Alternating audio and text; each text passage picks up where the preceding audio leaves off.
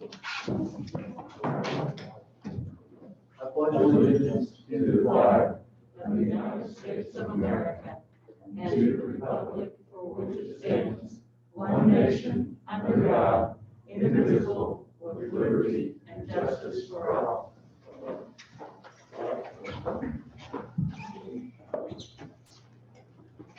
We'll start the session with the approval of the minutes. Trust everybody received them. Quick. If there are no additions, deletions, or corrections, we will approve them as written. Everybody all right? Good. Yeah. Did everybody receive their copy of the treasurer's report? You get a chance to look it over? Yes. Yes. Judge Craig? Yes, sir. I keep thinking this is my last month coming back. So I found out, I sent most of them on your email, I don't have Bill's, Bill doesn't have email, the rest of it should have one.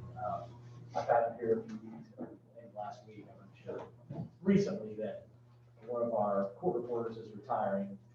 And as I put an email out, I remind you guys, about a year ago, I had 3 court reporters with combined experience, 100 years of experience in 90 years. And now we're losing our second of the 3, and I'm sure the third one will soon follow. Based on hopefully for retirement here relatives. So, and because of that, because this court reporter is also partially in the old system, she has a number of days saved up to where, give or take a little bit, she got with Andy, and I think probably end of September is when she would be on the payroll. October 4th. October 4th on the payroll, but her last day physically to be in the office is May 28th. And then when you couple with the fact that we need to train the person who takes her place for a significant period of time, that's why we're asking for, to hire somebody who will be basically 2 people filling 1 slot for a while until Rose goes off the payroll. And I will, I think I put this in an email to you all yesterday, just kind of show you the importance of hiring somebody ahead of time for training. You know, we're replacing just those 2 people with less than 2 years of experience. And between Jeff and I, we've now hired 3 court reporters that will have a combined total of 1 year experience. So that's pretty tough shoes to fill. And that's why we need this overlap time. So Wendy was, and real quickly, Wendy filled out, did the work mostly for figuring out how much we would need to cover that overlap. And that's the figures that I sent to you yesterday. I copied and pasted what she gave to me. I think you said there might be some of that money covered because we made some changes.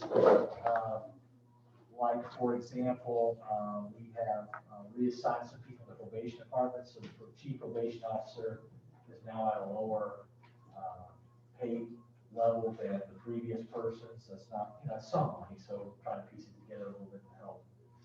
I didn't actually use that. All I'm using is the money for the retiring because she's only going to be paid to October 4th. Okay. And I'm also using the insurance money budgeted for her for the last 12 weeks. So we didn't need as much. Okay. I only have one question. On the salary, that the $30,924, that's until her retirement? Until her retirement. Mm-hmm. Okay. And then the person will come in, the salary is at the top here, minus 1,000 first and minus 500. And actually, that's what I did. I figured it for what's left, Jay, and then the additional money from the one retiring will take care of the raise. Yeah, the way I was reading it, I was kind of thinking this from whatever. Yeah. It's on here. Whatever date she starts until the end of the year. The other person. And then the raise, the difference between the weeks that she's not will take care of the raise. And so, and then the insurance, I only figured to the date that she won't have it. And then the insurance, we'll have it budgeted for the new person the rest of the year. I don't know what's in here, but when will she start? I think we're talking May 1. No, March 1st. Oh, excuse me, March 1st. Sorry. March 1st. We originally talked May. Yeah, March 1st. Because that would give us about 60 days time to, train a new person, as best we can. So if we do the additional, it'll be fine from March until, because we can't approve it today. Yeah, we're fine to cover. All right. I'll make the motion to advertise for additional appropriation of $50,370. Second. Any discussion?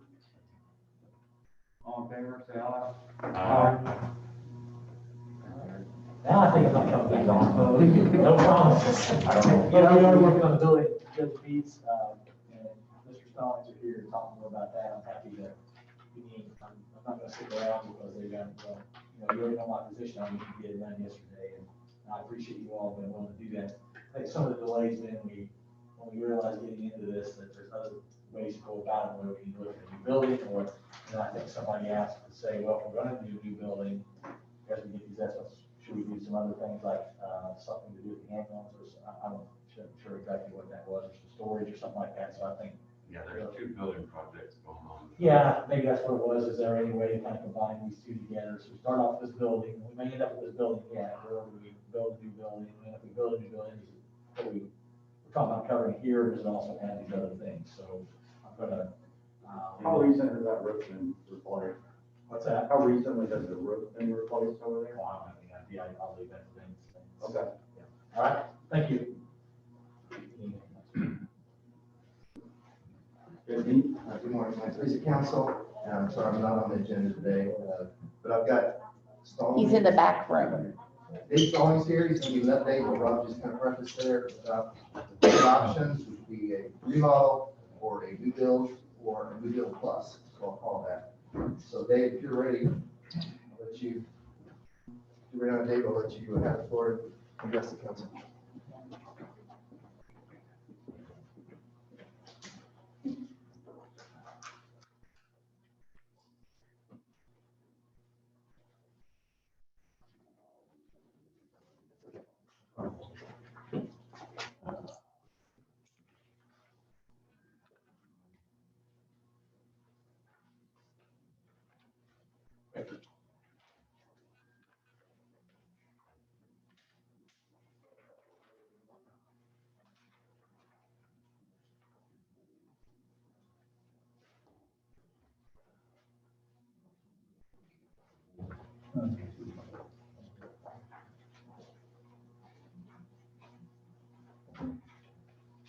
What I've handed out is based off of landmark. What I've handed out, there are 4 sheets there. The first sheet is the probation and public defender's office in a new building. We looked at this before. That's as a new building for the remodeling the existing building. The second plan, the second page, is a 3.1B drawing, would just be consolidation and bringing the storage building and putting it with the probation and public defender's office. The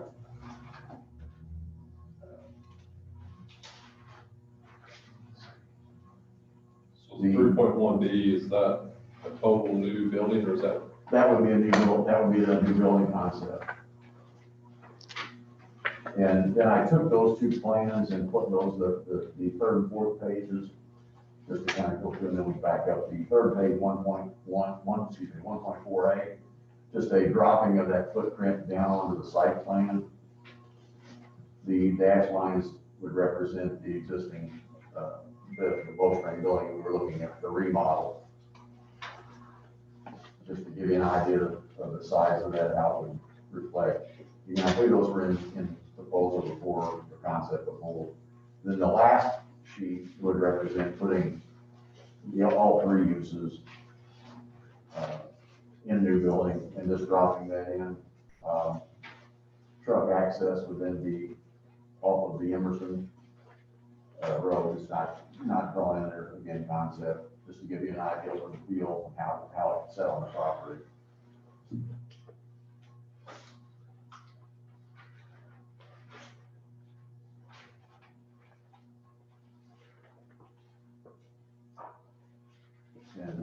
and that storage building, that's essentially the same footprint as I we brought before. We've turned it around, done a few things to get it oriented properly. Other than that, it's basically the same size.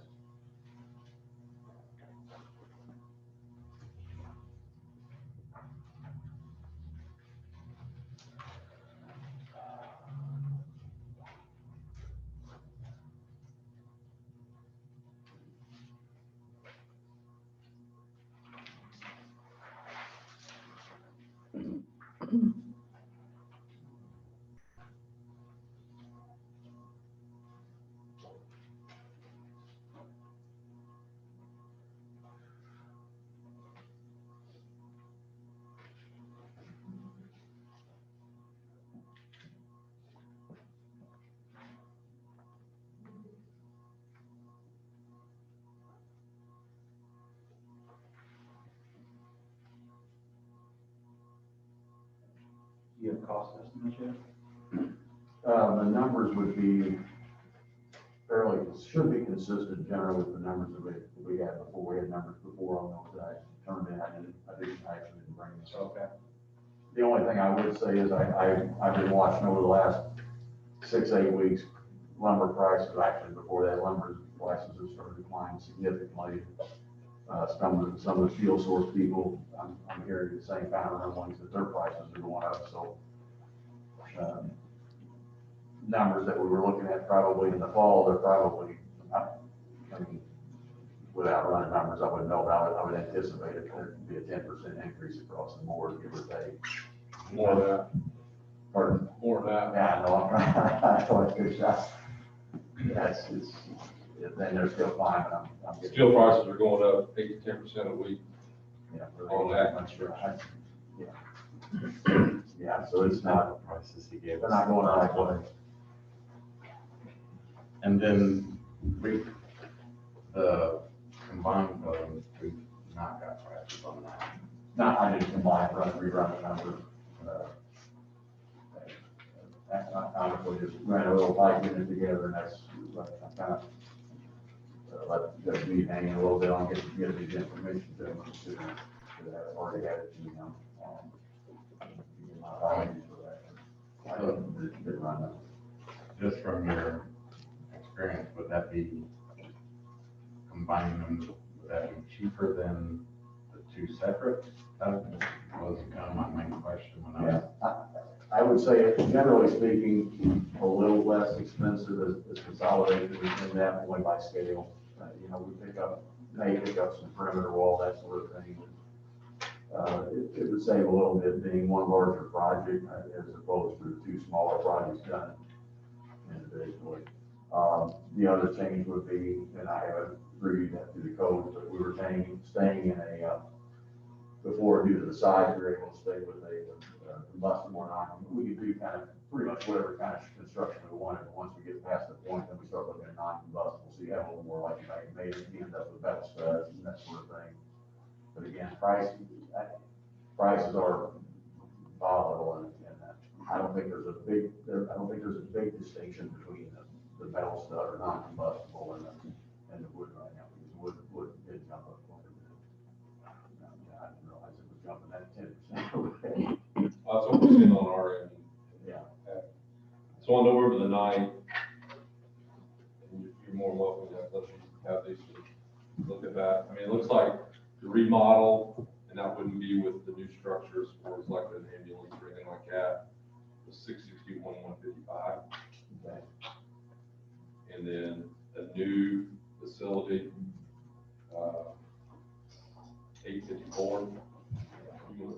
I don't know if that's, The last change. I remember the 854 number. that's the last, that's what I found in mine. Okay, yeah, that was the last number that we had, so that was the one I was remembering actually. So the only thing we're missing is that addition to the, I guess that'd be the north side with the ambulance. Where that building would be, and we had numbers on that. I don't know that. Let me see. Here, I have those, Jerry got those.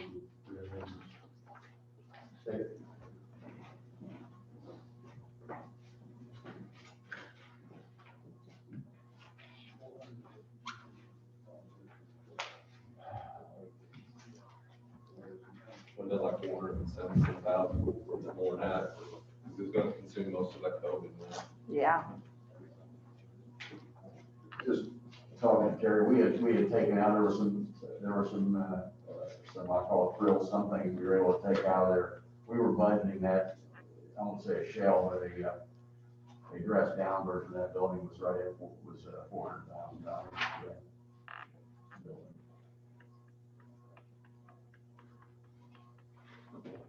Is that like a metal steel frame? $475,000. That was still, was wood. Wood. Was, yeah.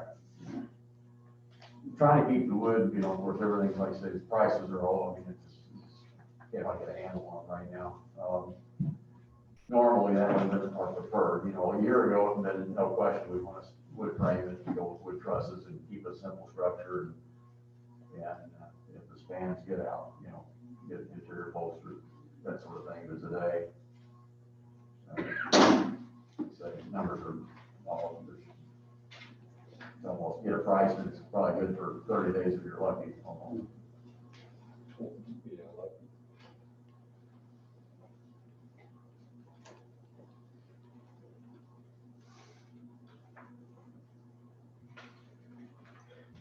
well, I mean, you know, based on the numbers we saw back in November, that was what kind of, they pushed several of us to say, why spend all that money on that structure that's quite aged and everything, so. I guess it's more of a commissioner topic, but funds on our part. You know, what kind of money are we talking? We don't really have a number to proceed. I mean, I think we're all in agreement, we gotta do something and continue to move forward. And more than likely, that combination building is the way to go, I'm not sure. Until we know what we're talking about, because Yeah. we don't have a price for sure what that's gonna be as, Right. as a combined unit. It's, yeah, on paper, it looks like something that would fit the needs, but there again, We don't know the price tag. we don't know the price tag, and that's not our decision to make as a group of seven. So, David, how long would it take you to get numbers for all three proposals? If I can have 2 weeks, 2 weeks? I can turn around in 2 weeks. Okay, why don't you do that, put some numbers together in the next 4 weeks, and then forward them to me and the council and the commissioners. Get council approval, or commissioners approval, if they're okay, and come back next month and hopefully get a motion. Andy goes in there. I'll The, weight and measures. So in that building now, I mean, this is kind of bad, who all, or what's being occupied in the old, it's a furniture place, wasn't it? So there's lots of storage, boxes and things like that, and there are people occupying space in there now? Andy and Gary Dawson are both in there, and then the auditor's office had an office built for storage for us. Okay. And I think some others did, I'm not sure. I know the ambulance service has a storage unit inside there too to store, just different reports. Do you know off the top of your head what we are paying for rent for ambulance space? Out here. Yeah. It's between $650 and $700. Because I've seen two different things, but it's in that range. So I don't know why I've seen two different prices, but I don't know whether or not there was a reason for that. And we're paying probably $600 a month for utilities at least, just on one utility. So we're, you know, again, this, I'm just giving you what little I've seen, because I've only been in this just a short period of time. Yeah. We've not had a real cold winter yet. I mean, I know it's coming. Yeah, right. So I guess that's another thing, of course, it's not our decision, but if a new facility is built, I can't remember, will the old be torn down or will it be built to the side of it? What's on the footprint there? The idea was to, I believe, was to build to the north of the existing building. So that structure would remain there and be utilized for storage. Yes, it's everything, actually. That's what I was trying to figure out, if it's got all those records and they had to be removed during construction and all that. Plus there's not any place for that amount of storage in this new one, so. So it's almost a necessity to keep that as a storage facility, so. The allowed area, we had like Randy's office and the other two offices that we retained in this new layout. So we had two offices and some, that storage area, on the south side, I believe it was, the east end of the building down in, wasn't being utilized. And so we didn't reflect that in the new footprint. We just reflected the area that was occupied. But we did have a few offices and storage rooms.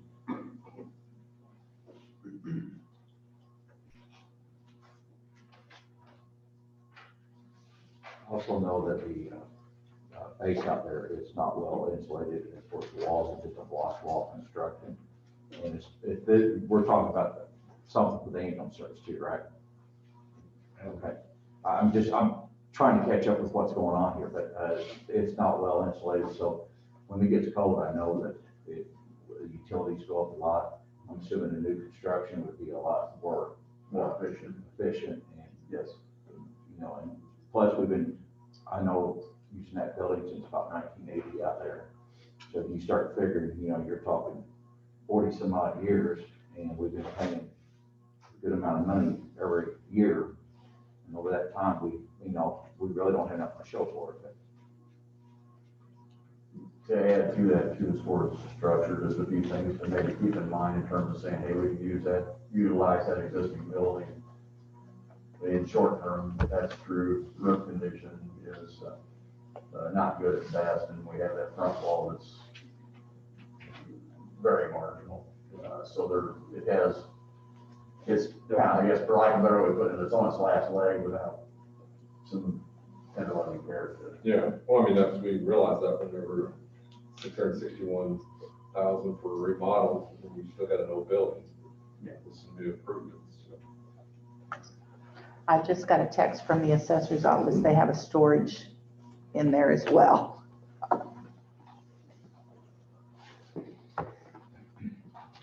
So, I mean, with the new floor plan, I mean, there's nothing to address the storage needs that's currently there, is that correct?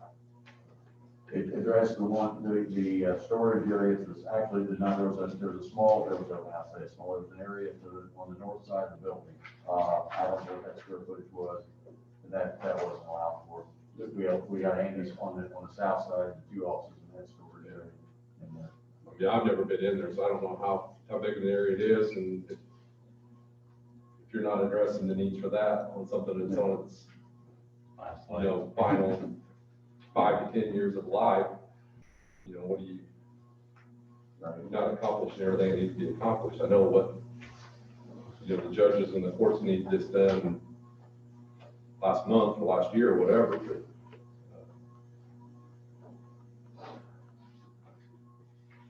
there's not any more supply of funds either. If we get that, what we might suggest, and if we want to pick up that additional square footage, if I can identify that square footage, I can get that into the budget numbers for that. It's going to be storage. Right. Is what I'm going It'd be the cheapest part of the building. Yeah. But, if you've got something like I said, I don't know exactly what all's in there and how it's completely filled with records and for people working out of it and all that. And I don't see that any of these plans take into consideration that amount of space.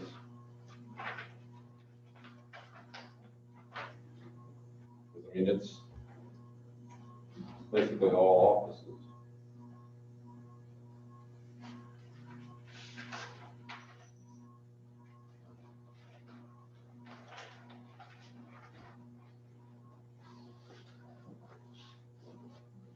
But really, until we see numbers, I mean, we don't know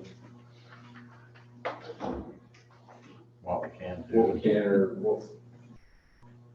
where it's gonna come from or whatnot. But, that facility would address several issues that we talked about over the past as far as the need for office space to make the court's situation better and for storage. And, I mean, we've talked about the ambulance space at Princeton at different times. So I think. I was just gonna say, I don't know if you have a price on what it's gonna cost to repair the roof on that thing in the front of that building, but for the amount of money that you might spend on repairing that, you could use put additional room on in the building. Yeah, that's what I was thinking, Sheriff. I mean, it's just, you know, it's pointed out there back on November the 9th that to replace that front wall, the roof and all that. And it was just within a couple $100,000 of having a new structure that would be somewhat maintenance free for 20 years, at least on the roof side, hopefully, so. Let's do this, Greg. David said he could have numbers put together within 2 weeks. And David, if you would, increase that additional storage space to cover. And then David can get that out to us before the next meeting. And I mean like a week or two before the next meeting, that way everybody has a chance to look at the numbers and have plenty of time to synthesize it. And then come back, we'll have some good numbers. We'll have some updated plans, and then maybe be in position to make a motion. You guys all cool with that? I mean, I think that's fine. I mean, it'd probably be a good thing if the commissioner's gonna, And we'll run by the commissioners and make sure the commissioners are on board too. Yes. because, I mean, you know, until they say that they support the project, I mean, it's not gonna happen based on our recommendations. So, I mean, I think we need numbers, and if we could have them 2 weeks before our meeting, it gives us time to kind of say, hey, where can we be looking for funding sources, or, you know, will the building fund support it, or just what in the future. So, but yeah, I think that's a good idea, and make sure the commissioners are on board. Okay. All right, sounds good. David, let's work it up for you, man. That's all right, thank you. May it please the council, now excused. Yep. All right, thank you. Department report? Okay, I go first. We don't care. Okay. Anyway, I passed out at the end of the month report for January 2021. Anyway, as you look at it, we've had 358 runs for the month.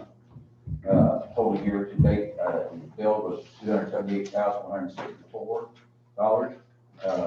Total year to date collected was $90,796.94. We was able to collect 32.64% so far. Following on down, the new accounts is basically the same as the total year to date bill. The collections was $90,796.94. The write-offs we had to do was $1,833.20. And then the insurance adjustments was $25,000.19. Now, the commissioners did go ahead and sign an agreement with a collection agency, so we hopefully will start being able to bring in more money. You know, I talked to you guys, I think the last time about that. So they signed an agreement, so that is in place. And I've got a couple of questions from you guys. Since I'm still new into this building that you guys are talking about, is this to include the ambulance service? He gave us two options, and the second one, 31 or 3.1B, did include it. Okay. So we have one.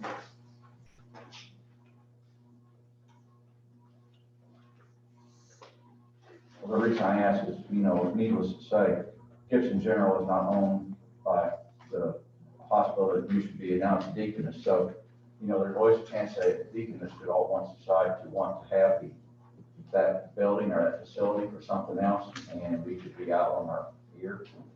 And I didn't know whether or not there was any contingency. I've been hearing about this building, but I didn't know exactly what was planned, and that's why I'm asking what you guys know about it. It looks like a 6,000 square foot, 100 by 60 building.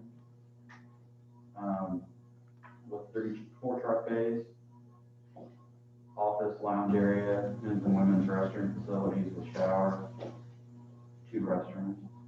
And sleeping facilities and, Two bedrooms. I mean, yes. and I guess kitchen and, Kitchen. Yeah, you can have a copy of it. that'd be great, because I haven't got to see any of this, so I didn't know what was actually going on with it. So that's one of the proposals, and you say the other one does not include the ambulance service. That's correct. And that really, the COVID storage building came up long after this had been started and mentioned. So that's why they added it on basically to Okay, now the COVID storage building is the one you guys are talking about where standard printing used to be and that lot there. he's talking about this, that Okay. series. Yeah, I think more or less combine the two together. I mean, wasn't there, one time, wasn't there some talk about Yes, having a separate building to, yeah, they talked about building one over there and then one over here. Okay. And then, So I don't know if this has cold storage, if that's the difference. He mentioned Terry, I think that is what, there's 600 square feet in there for, listed for storage. yeah. That was my understanding, that that whole thing, that was what it could be combined, that it would be utilized for that storage off to the west side of that building, you know, facing the jail would be the COVID storage area, but I don't. Be a good question to ask Terry okay, and all that, but I mean, that's kind of what they was talking about, was a combined building. okay. Well, see, the only thing I heard so far was, I heard, well, I think it's Jay brought up about combining the buildings last time. But before that, the only thing I heard about the one building, and that's why I'm trying to catch up with what actually was going on, is it was just for the Originally, it was ABL just- service and EMA or so for COVID storage and stuff like that. when it started out, it was just for the courts, probation and all that, where it started. And then it was kind of like, then it was having two buildings, and then what the combination looked like and whatnot. So, Well, I do have one other thing I need to bring up to you guys. We're having a lot of problems with one of our ambulances. And it's the mainline unit here in Princeton. It was one, if you guys remember, I know some of you was on the board then, when they bought this, it was a remount, it was a new chassis. They had an old box that they put on it. It was, the chassis is 2017, the box was a 2007. Ever since we've had it, they bought that from an individual that, and it's never been, it was never put together right. We've had nothing but trouble. If you ever see the red, white, and blue fan front setting out here, which is, it's out right now again, we've had nothing but trouble with that unit. And it's was not wired correctly. The air conditioning in it during the summer is not effective. That we've had it serviced time after time, and it has never, you know, every time we turn around, something's wrong with it. The other day, the doors were popping open on it, the back doors, and, you know, we took it out of service because we were afraid somebody could, you know, going down the road, fall out of that thing. Anyway, like I said, it's not been, and it's the mainline unit here in Princeton. It covers the most populated area of our county. We got 3 other units that's in pretty good shape now. We just received that new unit that came in on Tuesday. Hell, we're going over to Owensville. We got a good unit that's only about a year old down at Fort Branch, and then we got a good unit that's in Alton right now. So this one out here is in, if you get a chance, talk to Scott Turpin. Scott don't even fool with it much with electrical stuff now, because it's just a wired nightmare. And he has somebody else coming, I think, from Mid-America that comes in and fools with it. But anyway, you know, I don't know how much longer this is going to last. When summer gets here, if you're, you know, already got a heat-related injury or any kind of stress injury of any sort, and they put you in the back of that thing, it gets hot.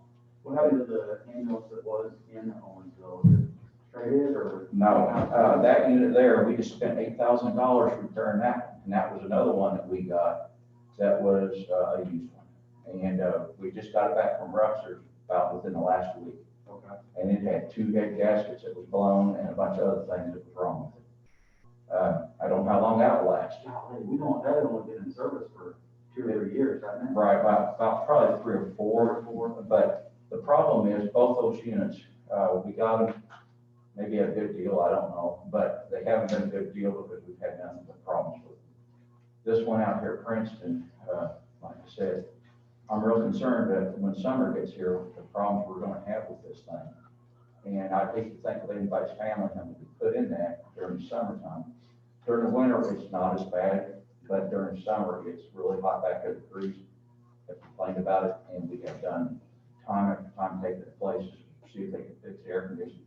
The wiring, like I said, Scott don't even want to fool with it no more, because the wiring, he says, it's a disaster. He said when he first saw it, he told them at the time that we shouldn't probably fool with this, but we got it. And so anyway, now we've got it, and I'm just trying to I want to inform you guys, we actually need a new unit for the Princeton. If we had that, that would buy us several years. Because we got a diesel over there in Oakland, like I said, and it's good shape. This new one is a diesel that's going to Owensville. The one in Fort Branch is a gas engine, but it's doing good. But we got one that is, you know, and that's our, and we switch them out into another old unit and they'll last until something breaks down on it. But, you know, we got old units for backup, which is okay, but when these things go down for a couple of weeks, then, you know, you're kind of stretching it. So, I guess I'm basically seeing if you guys would, entertain the thought of maybe looking into maybe getting another ambulance for this out here in Princeton. Have you discussed, excuse me, have you discussed it with the commissioner? Yes, I have, and I went to the commissioners meeting, and they told me it was okay for me to start looking, but I need to talk to you guys first. So that's where I'm at. I'm trying to go by, you know, proper procedure here. Where are we at on the cycle? Because they have in their budget for equipment, them buying an ambulance out of that. Out of who's, The commission, yeah. yeah, the edit fund, I understand, is pretty much drained. So, you know, they don't have much money in it. And I'm speaking maybe out of turn, but I was told there was no money in the edit for that.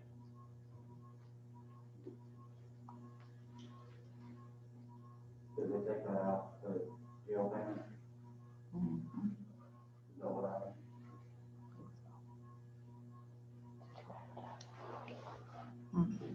So we, and it's a significant amount in there. It used to be, there was 200,000 and then they revised it, to 200,000 for equipment. The 200,000 was taken out of this year's budget, and we put 345 in for the broadband grant. And that's where they're paying for the rest of the ambulance because the grant didn't get approved. So they moved some money out back into equipment for that. So yeah, that, it's 345,000 that was placed into broadband and then they zeroed the equipment out. Mhm. And then did they ever have jail payment? No, they didn't do that. I think they, but they were saying that they're gonna reduce their This one here was payment dated, to do that one. July 7th.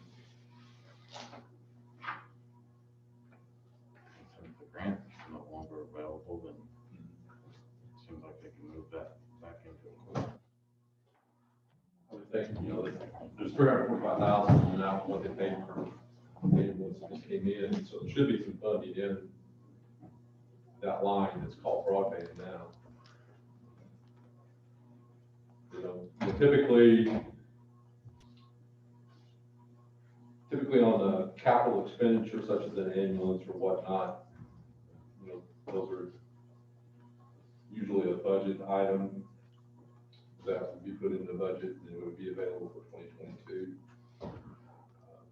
That's the best way to approach equipment needs. I mean, I understand this is kind of a situation that we may not be able to do that, but maybe with all of those available. So Is there any way to approach us getting it? The only reason I'm saying this is we're gonna have a problem.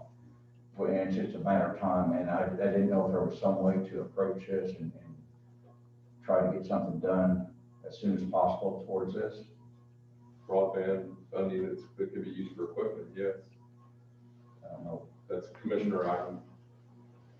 You would have to convince them that it's a worthwhile use of that funding to replace an ambulance that you're having issues with. As far as through you guys, it'd have to go through the budget this summer. Well, they do it out of edit. They can do it out of edit, it could happen this year, which is gonna take some time, I suppose, to find an ambulance and all that.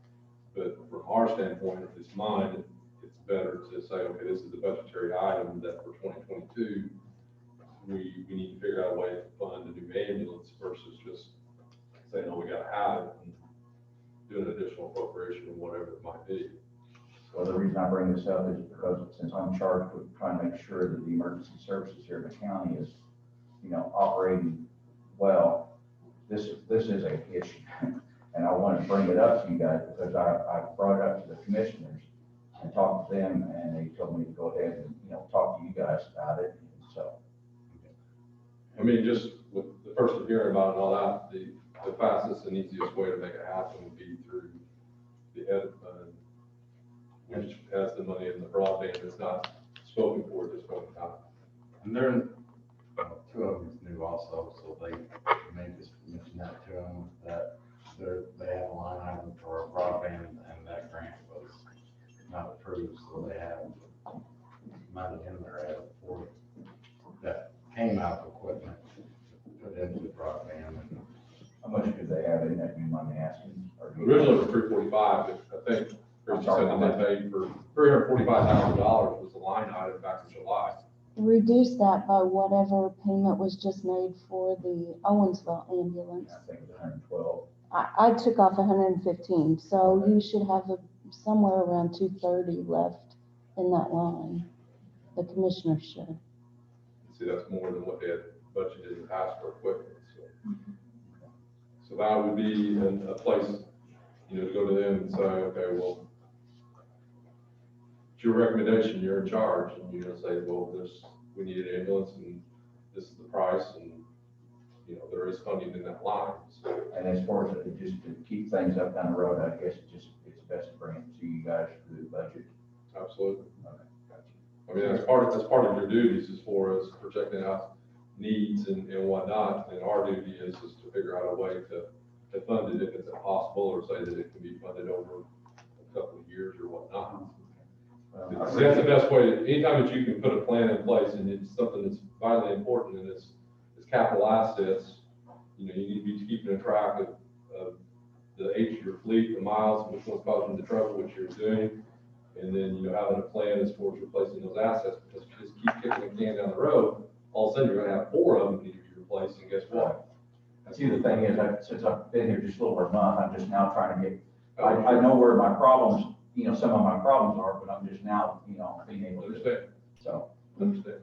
What series, is that transfer that the commissioners can make and update their plan, or do they need to, is that a out-of-series transfer? It's all on that second page, so I assume it's in series, so Would that have been in capital outlays also, I guess? it would move the equipment. For some edit, I don't know that, Does it matter? I don't think it matters. This can't be. I think on the edit plan, it's all listed as a capital outlay, It's isn't all it? capital. Yeah, it's Just, not. You're not supposed to do wages or anything like that out Yeah, of it. yeah. You can do benefits to a certain extent or not. We can, like, we've done the engineers before, but they have approved the road inventory overtime out of edit. Right. So, and we did some So of, they would basically just need to make a transfer in there, whatever that process is, they have to. They just have to present a new edit, Yeah. revised edit plan saying that they want to pull money from, which I think they should have done that to pay for this other ambulance. If they pay for it, or they've done that already? Where they had paid for this 112, 150,000 for this other ambulance that's already arrived? Did They made revise it. the plan to pay for it, or they didn't pay for it? Mm-mm. So then that needs to be revised, so it can all be done in one.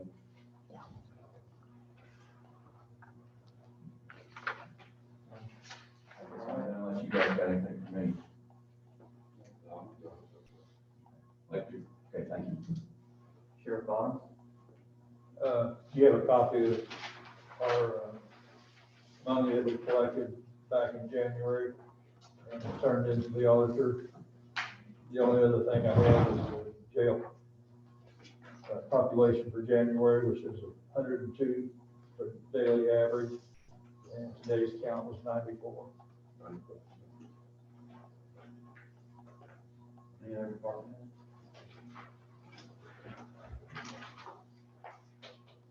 Old business, Rick Reed? Thank you, council. I think we've had a couple of my team members on the Zoom today, and Baker Tilly as well, to make a presentation and come before you, table it from last month to seek preliminary approvals for the ERA on the Gibson solar project. So I'm not sure which one will go first. I know Jared and Mary Soliday also is on. So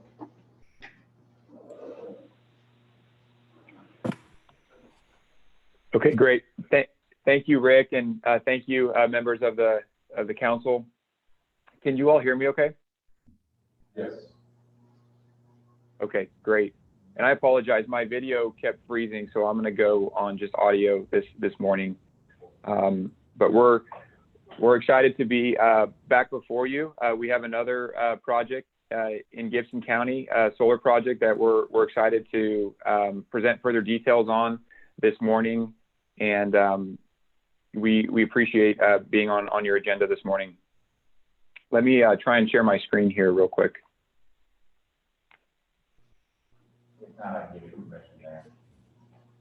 Okay, is the host of the meeting able to allow me to share my screen? It's asking for that to be enabled. Try it again, Jared. Okay, yep, okay, here we go. Let me share screen. Okay.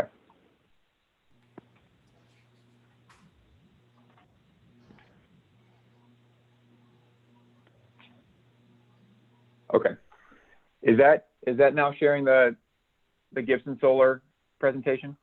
No, we're not seeing it. You want me to run it from here? Let me try one more time. Actually, let me see. Let me try that. There you go. Is that now sharing? Yes. Okay, great. And it has the Gibson Solar presentation pulled up? Yes. Okay, great. All right, well, thanks again. On the outset here, I did want to make clear that the Gibson Solar project, this is our second planned solar project in Gibson County. We appreciated working with the county council and the commissioners in the back half of last year to get an economic development agreement in place for our Elliott Solar project over by Francisco. And this is our second planned solar project in Gibson County. This project is called Gibson Solar and will be located closer to the town of the city of Princeton. And we'll share more site-specific information here later on in the presentation.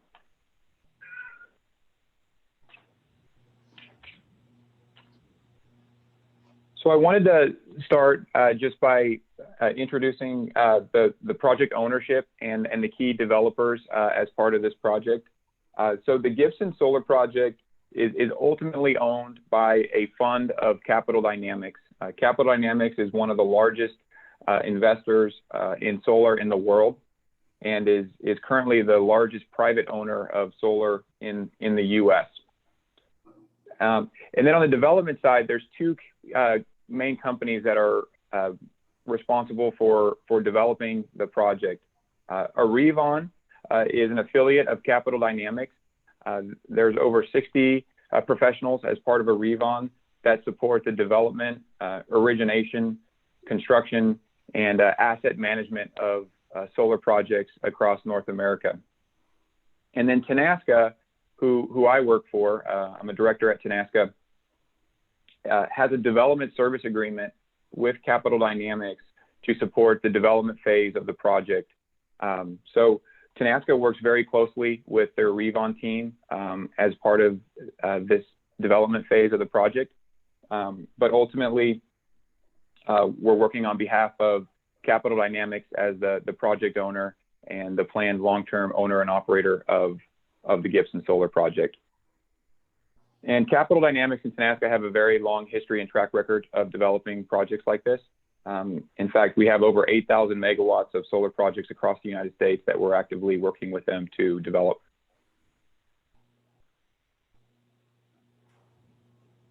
Just wanted to hit on a few key figures regarding the Gibson Solar project. It's a 280 megawatt planned solar facility. That size of a project is enough to power over 50,000 homes a year. We anticipate roughly 2,200 acres of land to be used and leased to support the 280 megawatt project facilities. You may be aware we recently had a press release where we announced a power purchase agreement, or PPA, with NIPSCO, who's one of the larger utilities in Indiana. So we were, really excited to share that agreement. That's a really key milestone that all of these renewable projects need to have a customer in place to move forward. So we were excited to announce the contract in place with NIPSCO. We're connecting to a Duke-owned 345 kV transmission line. It's a transmission line that runs from the Gibson substation over by the Gibson coal generating facility over to a substation near the town of Francisco. And the project is planned for a 35-year useful life. And, as we talk about some of the benefits of the project here on subsequent slides, these are long-term investments that stay in the community for a long time and continue to provide, meaningful benefits over a sustained period.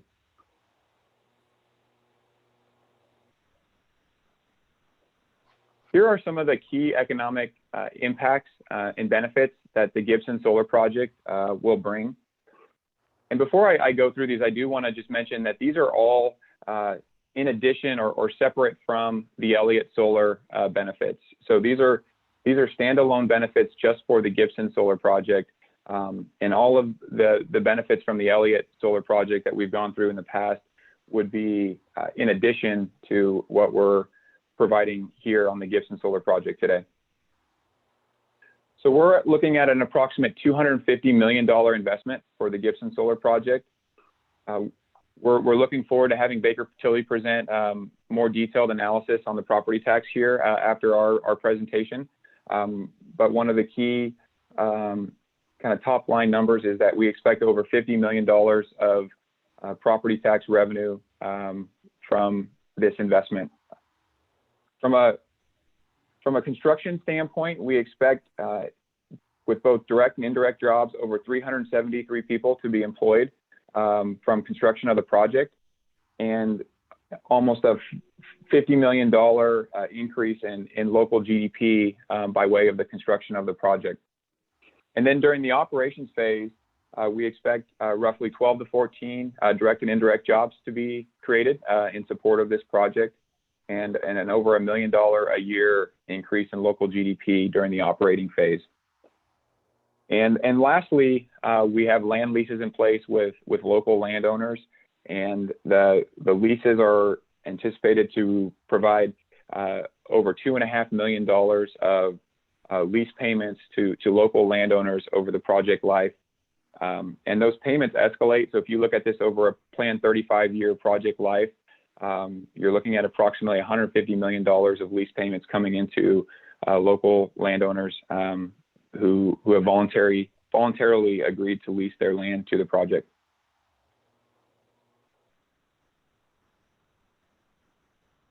So I wanted to talk a little bit about the economic development agreement.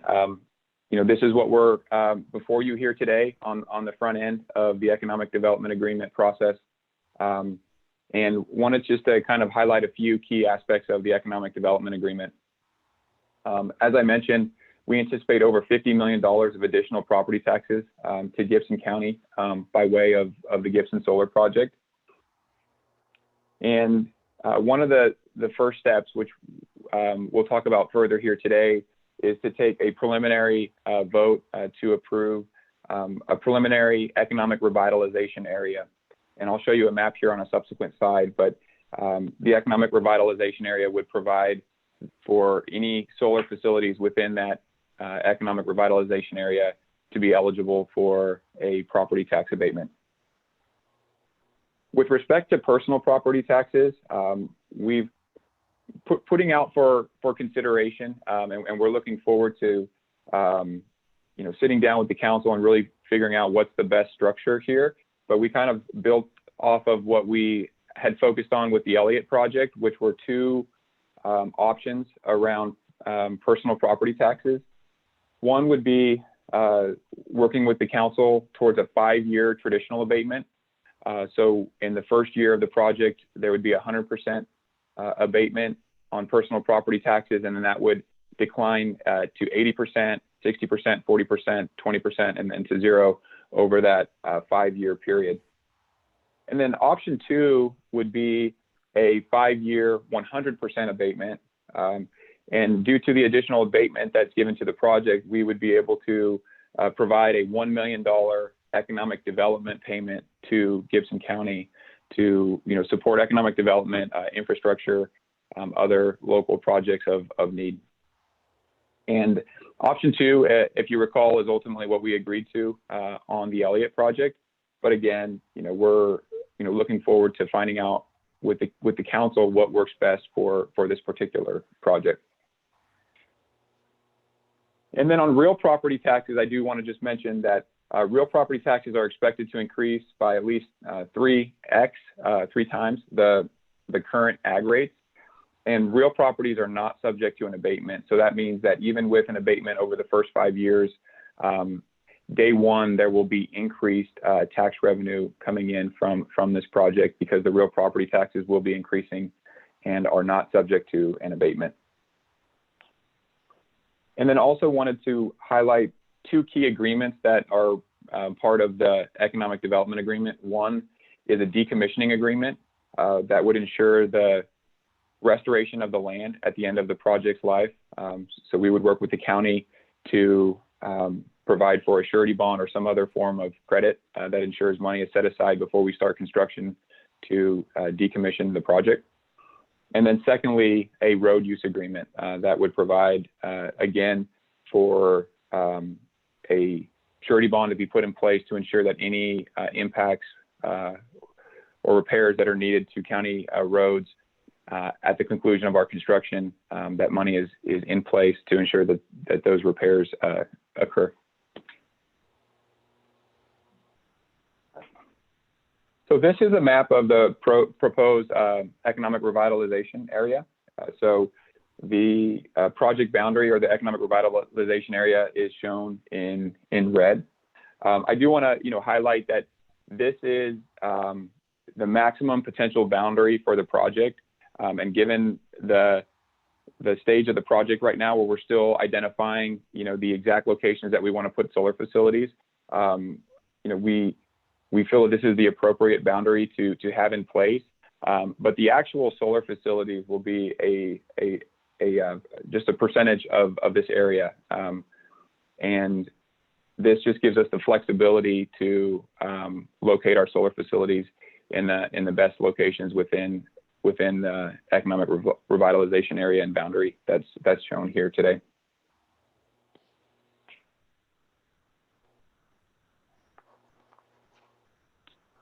So quickly wanted to hit on project timeline.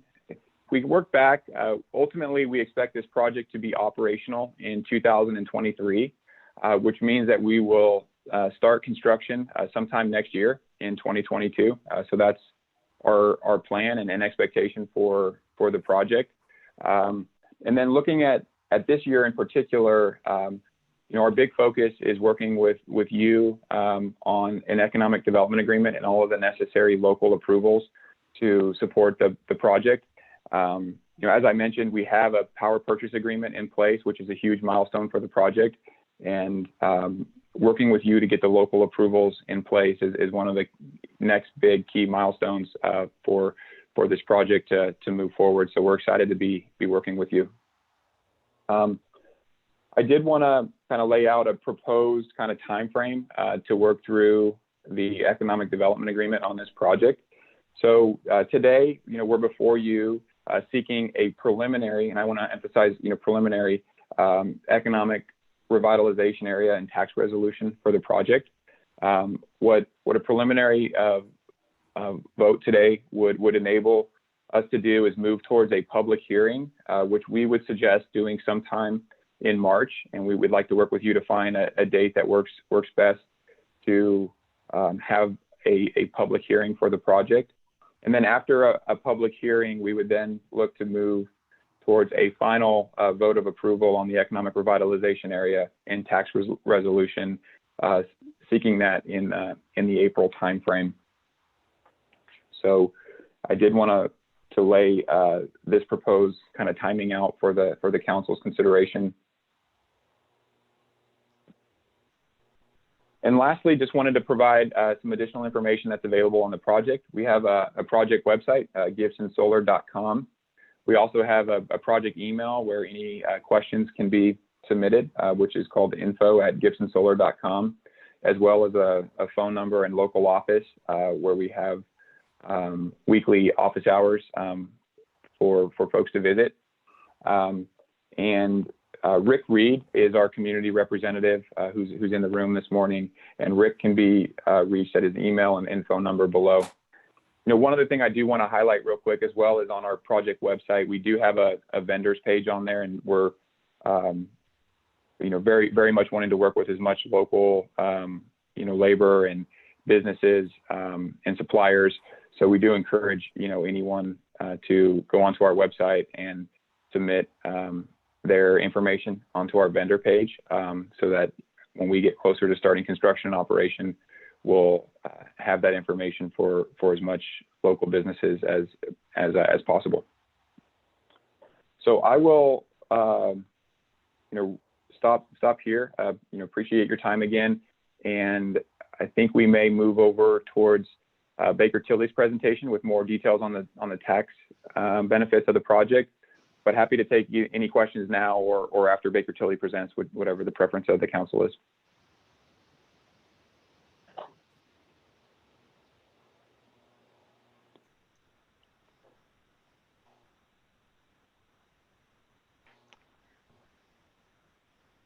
Well, I'll go ahead and pull up our presentation. My name's Caitlin Cheek. I'm a manager with Baker Tilly. I'm going to go ahead and try to share my screen.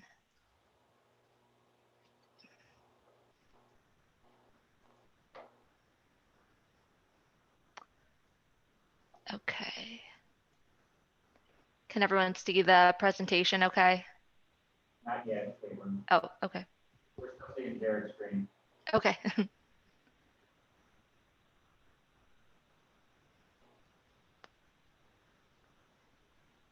There you go. Okay. All right. Well, as I said, I'm Caitlin Cheek and a manager at Baker Tilly. I also have with me virtually Greg Balsano from our office. Matt Eckerly is the principal on our project, which I know many of you are familiar with. He could not join us this morning. But previously, at the end of last year, Greg and I presented on the Elliott project as well. So we'll be walking through a very similar presentation here for the Gibson project. So on slide 2, we have our summary of the project and incentive options. The company will be making about a $215 million investment, with 90% of the investment being in Patoka Township and 10% of the investment in Union Township. And the majority of that investment is in utility property.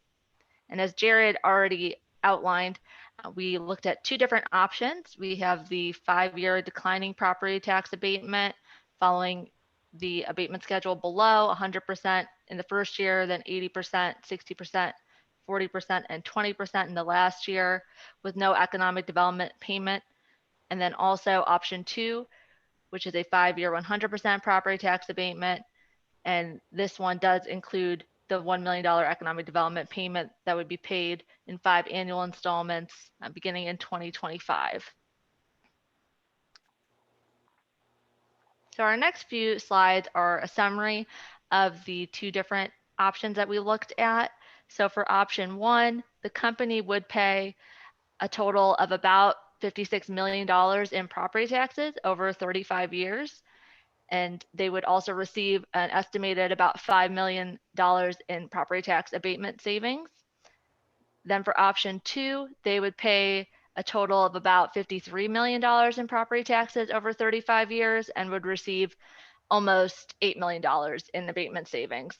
And then again, this option does include a $1 million economic development payment.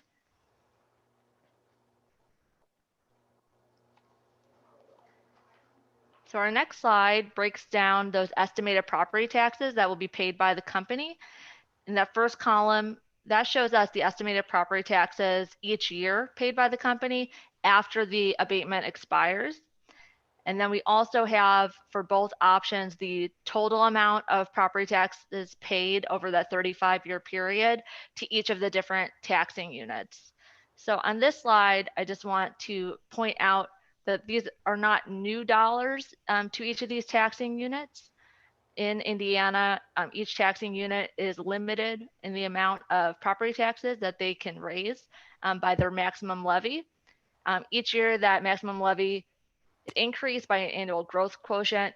For 2021, it was 4.2%, but that's the only way that we can increase the amount of property taxes each of these units can raise each year. So for example, in Gibson County, if their levy is about $14 million, and then you can see that the company will be paying around $460,000 in property taxes a year after the abatement expires, Gibson County will still receive only $14 million that year. However, other taxpayers in Gibson County will not have to pay that $460,000 that is now being paid by the company. So there will also, though, be some new money generated from rate-driven funds in the county. In these particular taxing districts, you have two. There's the Princeton Fire Territory Equipment Replacement Fund and the Union Township Cumulative Fire Fund. And we estimate, based on this investment information, that there will be an annual increase of about $19,000 for the Princeton Fire Territory Fund and an increase of about $2,400 for the Union Township Cumulative Fire Fund. And then lastly, due to this increase in assessed value, we would anticipate to see a decrease in your tax rate, which would result in a potential decrease in circuit breaker credits. So you would see less loss from circuit breaker also, which would in turn be an increase in dollars to each of these units as well. And then lastly on this slide, I do want to mention that the Patoka Township TIF area where Toyota is located is set to expire in 2025.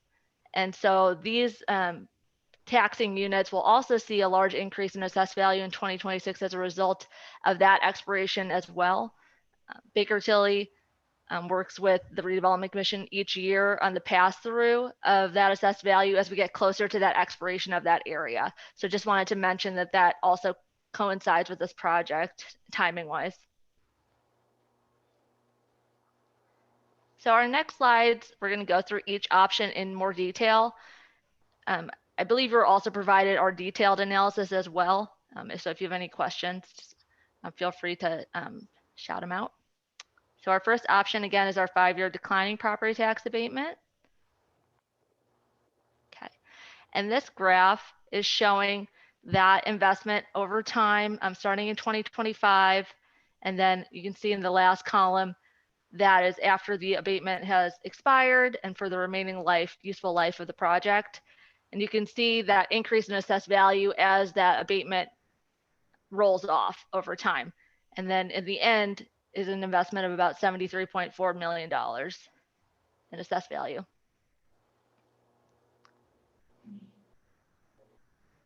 So our next slide is showing how that increase of assessed value over time affects our property tax rates. So you can see it has an inverse relationship. So as the assessed value increases each year, we're going to see our tax rates go down as well. So in the green, you can see the Patoka Township tax rates with the abatement, and then the gray next to it is the Patoka Township taxing district without an abatement. And then the smaller columns are for Union Township. In black is Union Township with the abatement, and blue Union Township without the abatement. So you can see the gradual decline in the tax rate for both of these taxing districts as the abatement rolls off, and then ultimately ending once the abatement expires with a tax rate of $2 and about 4 cents for Patoka Township and $1.07 for Union Township.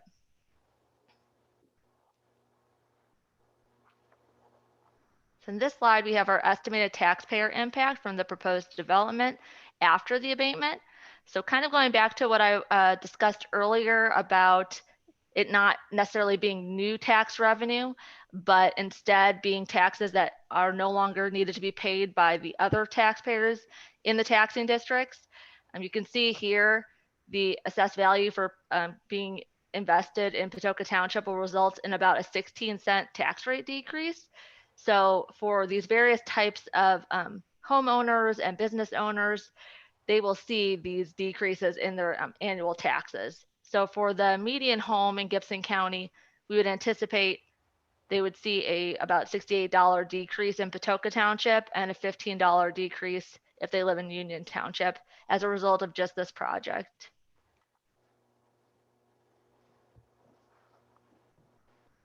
And then here's a summary of the estimated property taxes from the proposed investment.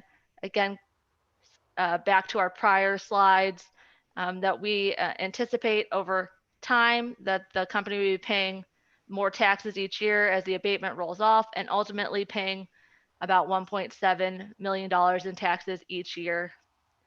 And then at the bottom of the slide, a summary again of the $56 million in total property taxes to be paid over 35 years, and then the abatement savings of about $5 million.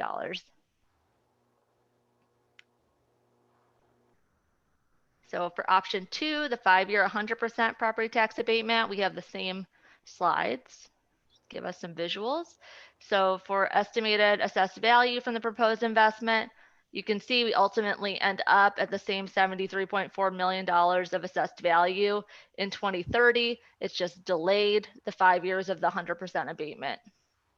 And then just want to point out the black and the gray on the screen is the real property and an estimated increase in land value that are not receiving abatements. And then we have our summary of estimated property tax rates. So again, we just see that delay in our decrease in our property tax rate, but then in 2030, again, seeing that same decrease to $2.04 for Patoka and $1.07 for Union Township. And then our estimated taxpayer impact is the same in both scenarios, because this is for after the abatement rolls off. So again, seeing that 16-cent decrease in the tax rate for Patoka Township and 4-cent decrease for Union Township. And then this slide summarizes that option 2 for us.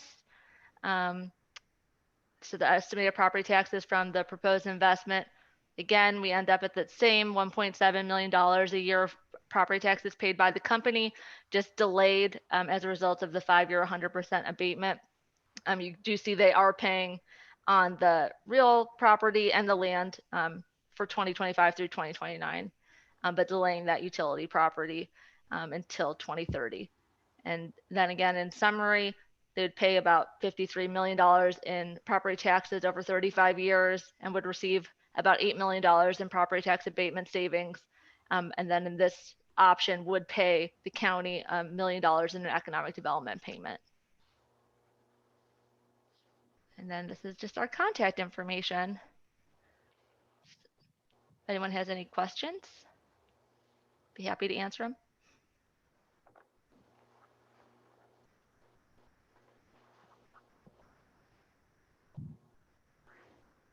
Thanks, Caitlin. This is Jason Spindler. Can you hear me? Mm-hmm. So can you explain that to the council, and I'm sure they all know this, but the numbers can be tweaked, and you can probably at this point, considering the work that you've done, show the impact on what the abatement is, if any. So for example, if it starts out at 60 and goes down every year, you can produce those numbers and they have the ability to do the abatement at whatever rate they want and for whatever duration, as long as it doesn't exceed 10 years. Correct.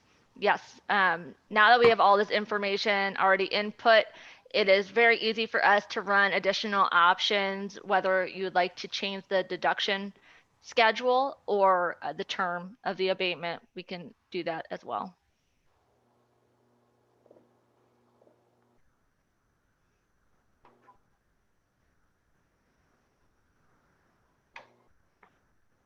Jason, this is Jared, and Caitlin, thank you for your excellent presentation.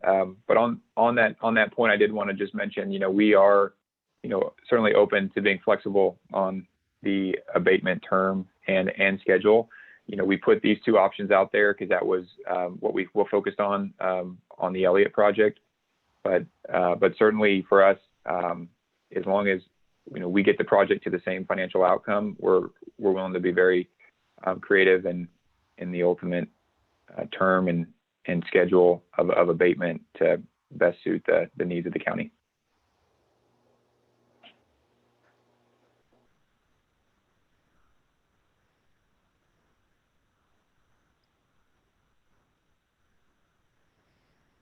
Anyone else? Thank you, Caitlin and Jared, for your presentation. No problem. Thank you for having us.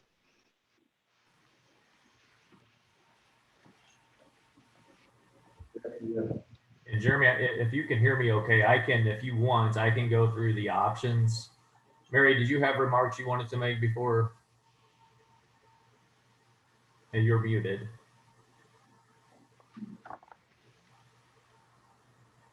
I don't appear, it does not appear that she has anything to that she wants to say at this time. So I think I'm good for now. Okay. Thank you. All right, thank you. So Jeremy, do you want me to go through the options for the council for today's purposes?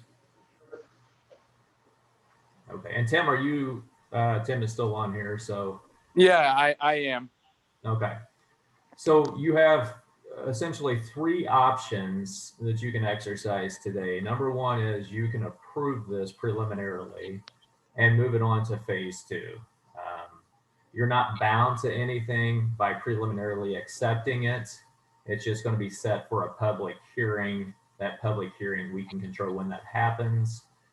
It just could not happen without 10 days published notice, giving the public an opportunity to be heard. So that's one option.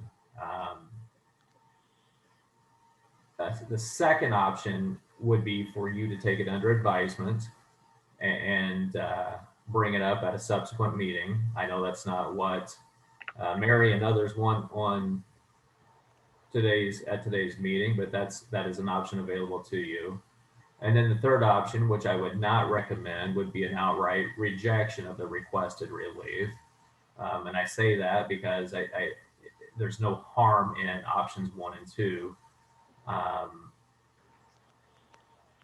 Be happy to answer any questions. And Tim, do you have anything else to contribute to those options?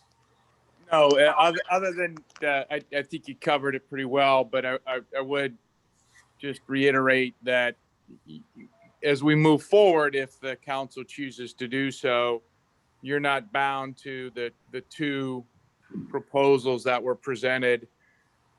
The option exists to ultimately reach an agreement or an approval that is significantly different than what was presented. That's something that we'll need to work on between now and that next public hearing if you desire to move forward. That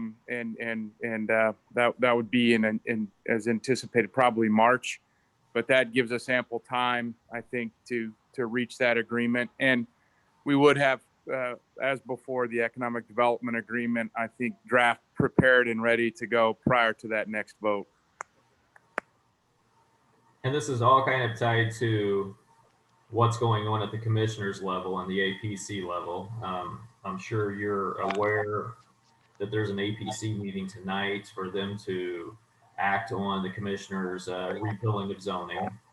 I believe it's the commissioner, that is the commissioner's intent to pass a licensing ordinance in place of zoning when it eventually gets back to them.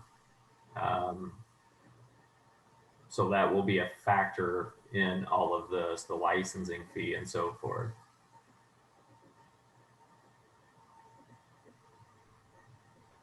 Yes, so thank you very much, Jason and Tim. I just wanted to mention, this is Mary Soliday, the project counsel in Indiana, that we have a draft resolution that Tim and Jason have reviewed.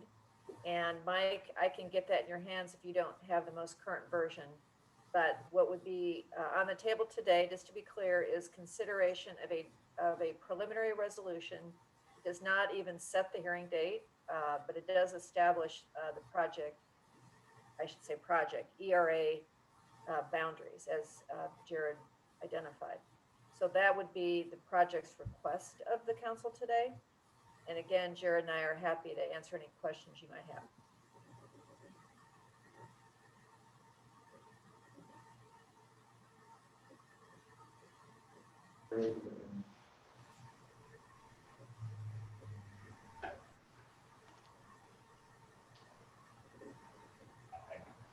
But for me, I think it's best to move forward where we can get the public input, where we get the outcomes, and we can decide at that point, whether we want to go or we go in. Two of the members not being involved in this would be better off to take it under advisement so that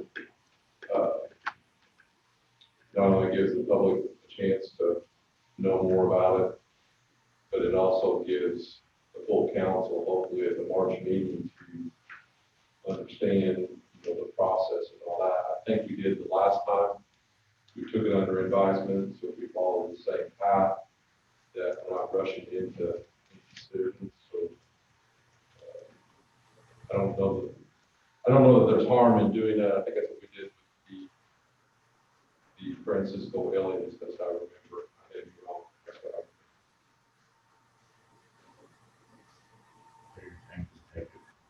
take it under advisement and be brought up. It would be a topic for the March meeting. Hopefully at that point in time, Mike Stillwell will follow. I know Derek's online and all that. That's just a little bit short on members and all that. I mean, I know we can just verbally or with majority, which was, I guess I would make a motion that we take this up at the March meeting.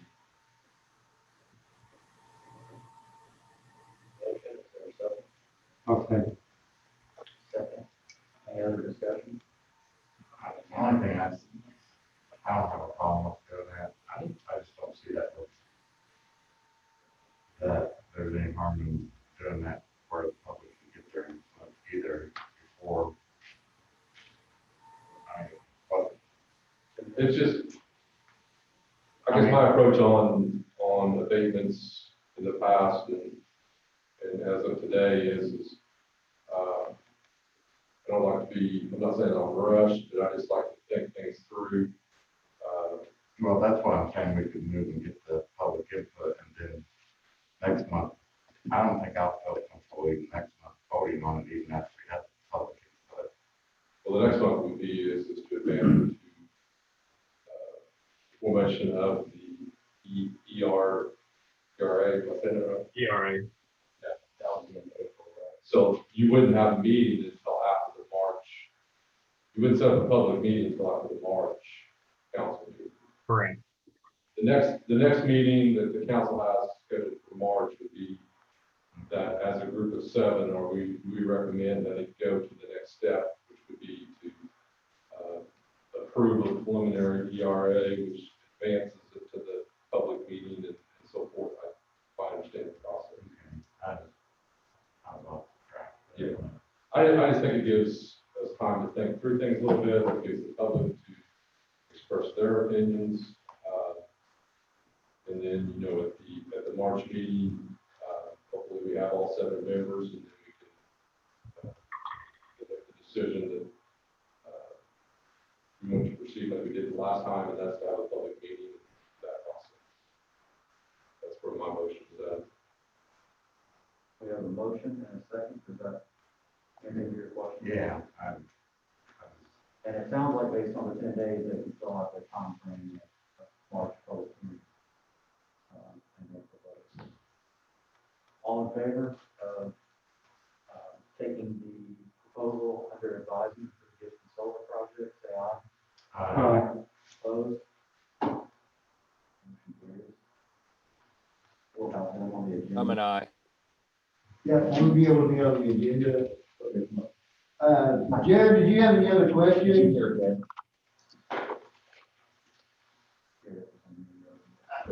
Jared? Yeah, no, yeah, Rick.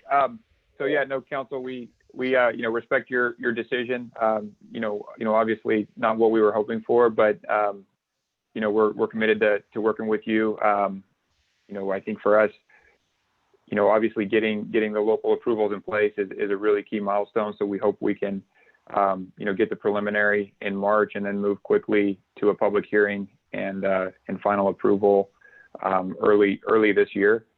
I think the only other thing I would bring up is,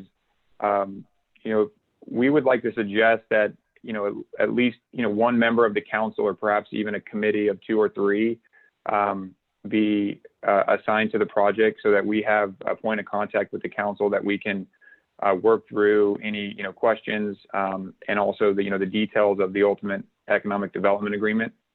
So for example, if there are different scenarios that you may want to consider, it would be very helpful for us to have, a point of contact that we can go to work through, those aspects of the economic development agreement.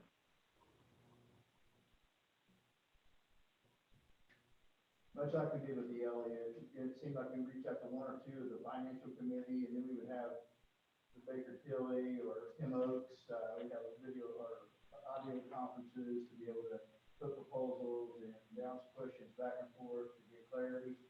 Without having to reach out to the whole board and be ready for clear presentations that are coming.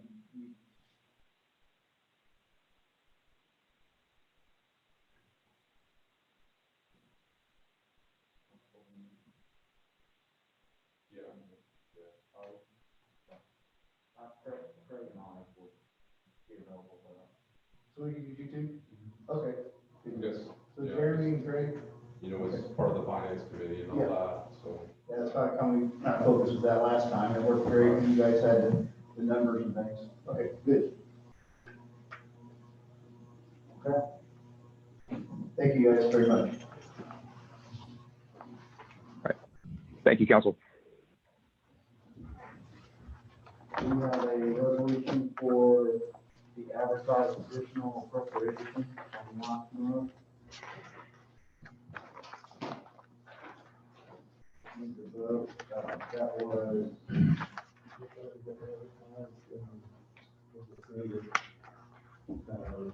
Motion for approval of it. So there was a reclassification of $60,820 in the general fund, personal services and debt service. $14,000 requested in the clerk's perpetuation fund, personal services. In 1136 team building fund, capital outlays, $605,000 was the amount discussed, and the 1216 others and eligible funds, personal services, $5,000.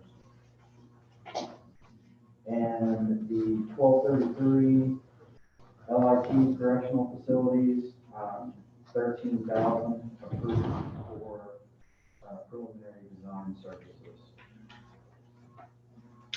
We have a motion to approve this resolution. Is it labeled in the number there? I'll make a motion to approve. Second. Any further discussion, questions, comments? All in favor, say aye. Aye. Opposed?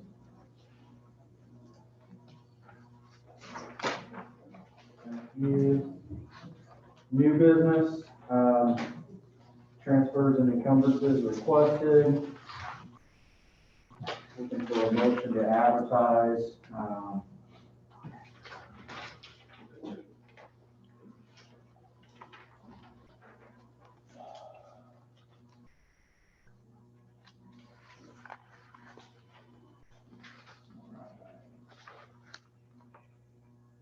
To cover the year-end payroll rounding deficit, do you want to explain, Christie, or? You guys want to- The year, oh. It's that- just 6 cents. Yeah, it's 6 cents. That was just, that was just 6 cents. yeah, it was just 6 cents. That's a lot. I know it, I didn't round, I guess, right? We're gonna make those. Okay, please do. Transfers in the general fund, Those were all to you guys wanted all of those lines combined. Yeah, so we do captains into one, Yes. sergeants into another, patrol officers into another, correction Yes. officers into another, so that we didn't have different titles and different, yeah. And we had a total number on each one, So yes. that was total fund transfers of 428,437. So can those can be handled today? Yes. So I will entertain a motion to approve the transfers and the sheriff's and jail budgets to consolidate line items. I'll make a motion to consolidate and make the transfers into one line. Or one of each line, whatever. Okay. Do you have that in front of you, Dan, as well? Or no? Okay. So we have a second from Dan. Any questions? Just make Conversation? budget time a lot cleaner, Yes. know where the numbers are at, so it's a good move. All in favor, say aye. Aye. Opposed? And then out of series transfer request, local health trust from 1206-01-01-12 quarantine officer overtime into 1206-03-03-14 staff training, $370.49 to clear deficit balance for 2020. Hey, Jeremy, that needs to be, it's from the 1206-03-03-14.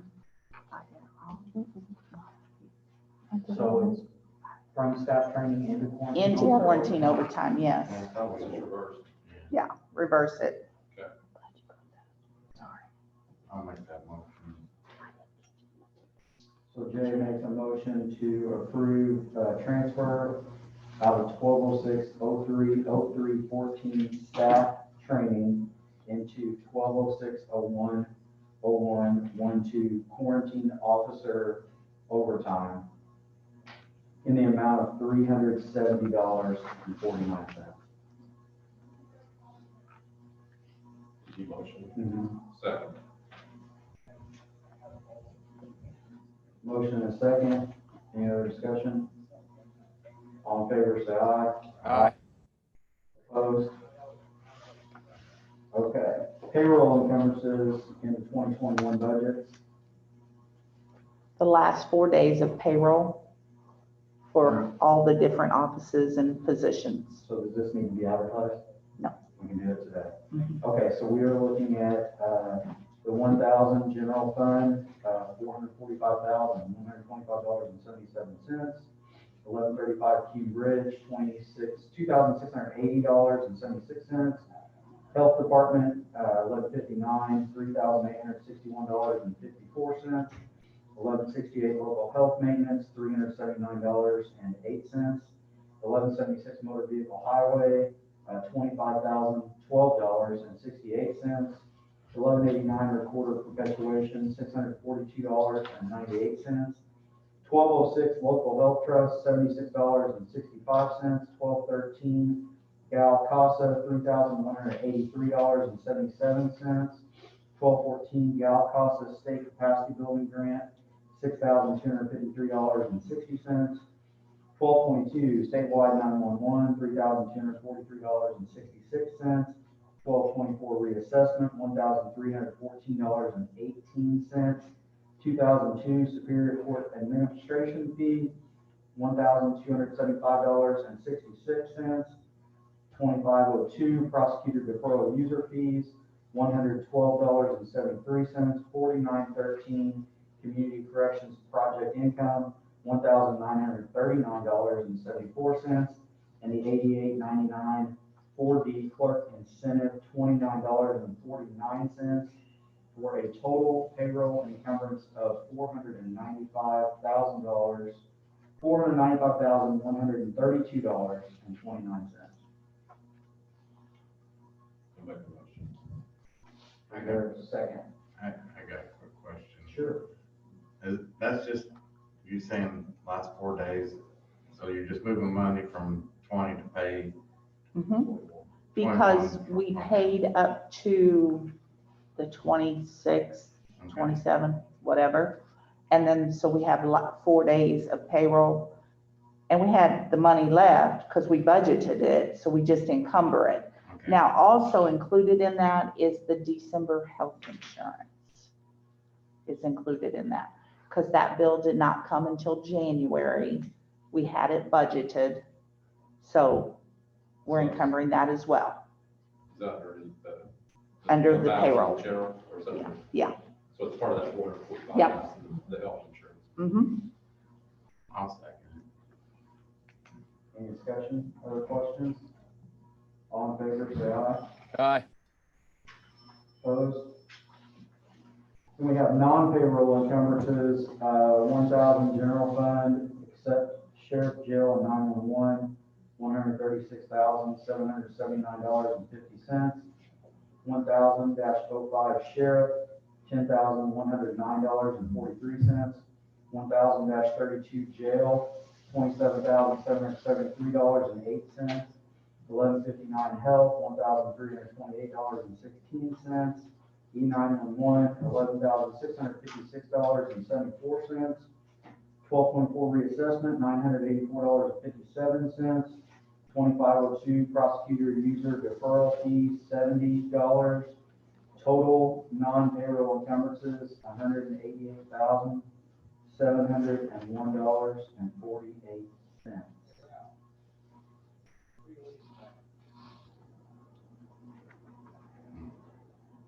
what are those? I mean, I know what you read, but are they bills that were incurred? Yes, they were incurred at the end of the year. Maybe didn't get an invoice in time to get it paid in December, so we want to pull it into January.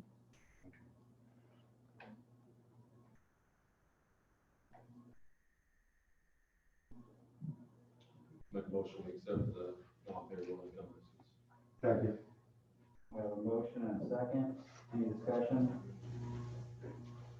All in favor of approving the non-payroll encumbrances, say aye. Aye. Opposed? Carries. Thank you for the help on that one.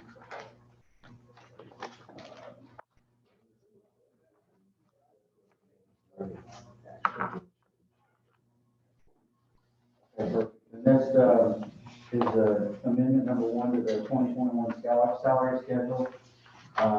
Pre-trial services director salary increase. Chief probation salary corrected from $68,259 to $62,734. That was incorrectly put in the budget for years of service credited. Overtime added for circuit court and superior court. Court reporters, $10,000 in each budget. Part-time clerk money added for EMS, $13,728 transfer from part-time. Department added 1,000-51 health for vaccine clinic nurse at $25 an hour and clerical at $15 an hour. Part-time added in Fund 1119 clerk's perpetuation fund. Overtime added in Fund 1216 auditor ineligible deduction. Facility officer changed to field officer in Fund 4913 project income and Fund 9122 community corrections. Fund 8904 COVID testing site added, was previously added in 2020 and needed to be put on the 2021 schedule as well. Thank you, Wendy, for the summary. Any questions? All items we talked about before. We need a motion today and a vote to approve the salary amendment number 1. I can move. We have a motion. Do we have a second? I'll second. We have a motion and a second from Jay Riley. Chief Craig, any questions? Everything look good? I think it looks good. All in favor of approving the 2021 salary schedule amendment number 1, say aye. Aye. Opposed?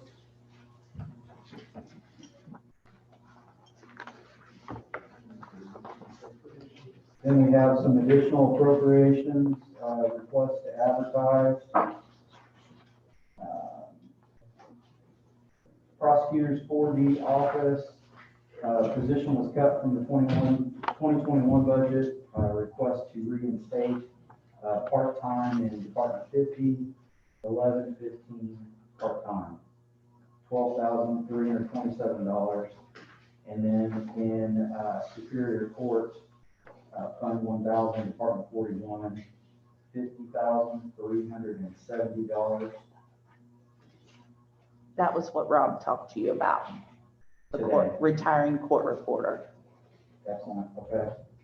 And then, advertisement request, approval meeting date, oh, no, okay. So we'll do that in March. I thought you were advertising. So we just need to advertise the, 12,327 additional in Fund 1000, Department 50, and the, $50,370 in Fund 1000, Department 41. Oh, we already. Did we already motion to advertise? We didn't vote on. I think we did. Did we vote on? We voted on Department 41. We just need to vote on 50. 40. Okay, thanks, Jeff. So This one's already done. we did that one for the judge. Yes. So the prosecutor's office, that's the one that, it's been on there a couple of times and Yeah. we would just ask for explanation, I guess is what it was, so. We came in November and talked about it. But we So just fill us in couldn't again, file- because it's been a long time since November. Because we couldn't file a preparation until January. Right. And I just come off of COVID and so totally forgot to file it, so that's why we were here in January and started filing. So we also, if you remember, we got, additional grant money. And the goal is to hire somebody and go up to the max of part-time of 24, where this is just 20 hours a week. And the grant money would pay for the other 4 additional hours per week. I already know we're not gonna use all this because we don't even have someone yet. So if you know of anybody looking for a part-time position, please send them our way. It's not easy to find someone qualified for $10 an hour, so. April, what grant money is that? The hub grant, The one that you're in? yes. Okay, perfect. We remember we got more money this time. Yeah, perfect. Thank you. Just wanted to make sure. Sure. So this is just one of those that, It's a position that we've had for years and years and years, and it was, and then when we went through the budget cycle, it got cut. part-time and all that, And if you remember, the state and feds reimbursed it 66% 66% of the part-time and all that. for our whole budget, our whole 50 budget. The only question I have is, why do we need to advertise it now if we've not even got a position, somebody to take that position? We might already have enough in there, correct? There's none. There's Oh, no. there's You none. totally It was cut it. completely- I thought you said this was additional. No, it's all wiped out. At that Okay. time, we did, when we took care of that. It got cut from the 2021 budget. Okay. So it's just like what we did last month, we had a bunch of them we had to add back. We just wasn't sure on the explanation, and it was in too many months, so.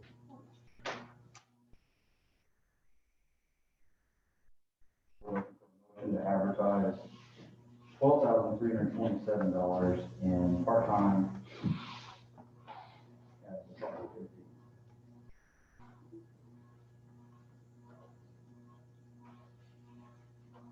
Motion we advertise. Put in motion, is there a second? And Pierce. Any discussion? All in favor, say aye. Aye. Opposed? Okay. Aye. Still working. Anything else on? Good. Motion